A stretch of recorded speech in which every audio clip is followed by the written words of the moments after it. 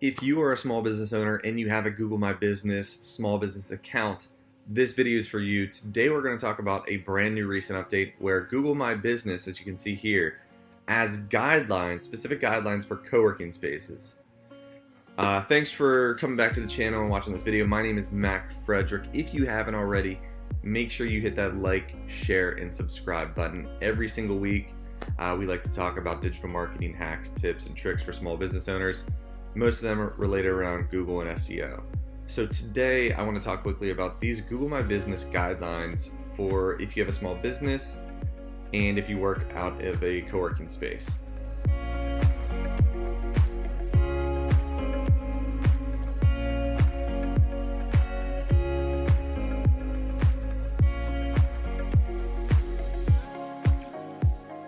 So the man Barry Schwartz yesterday announced, and he's a leader in SEO and all things Google. Google My Business has new guidelines for co-working spaces. So if you're a small business owner and you operate out of a co-working space and you use that co-working space for your GMB account, you could potentially get suspended, which means you can no longer show up on Google. So review these guidelines. I'll put the link in the article and in the YouTube video. But basically, businesses can't list a co-working space unless it maintains certain things. It really has three rules for co-working spaces. You need to have signage that is clear and visible. So basically, like a sign or some sort of name or logo on your office or door at the co-working space.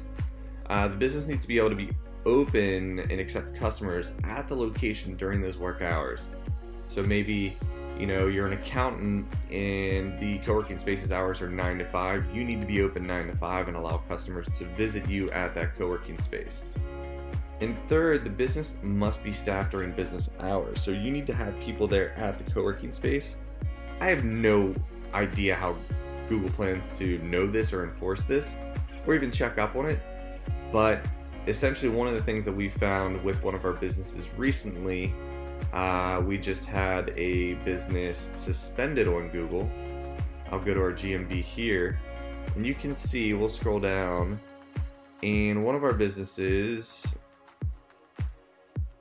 is, let's see, Root Financial. So they got suspended because they're out of a co-working space.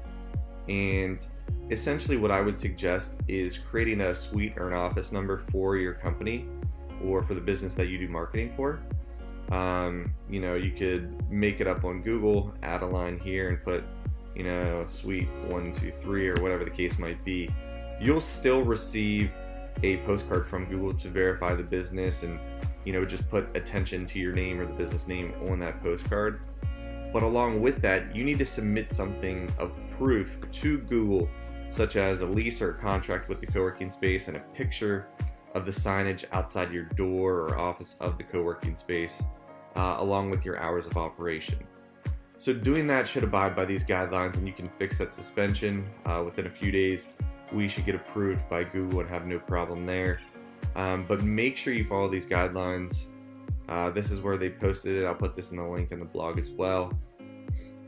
Here are the guidelines representing business, the address and information is correct. Maybe fewer categories. But it goes into detail of the eligibility guidelines and the ownership and all this fun stuff. So make sure you read through that. The gist of it is these three bullet points mentioned by Barry Schwartz. So follow this, make sure you don't get banned and suspended by Google. And if you're creating a new co-working space address for your GMB, make sure you put in a proper address and some sort of verification factor whenever you get approved. Thanks for watching. If you have any comments or questions, just leave them below. My name is Mac Frederick. Thanks for coming back, checking out the video. You can find all of our previous videos on our YouTube channel or on our blog. And I hope you learned something today, and stay tuned for more SEO and marketing hacks.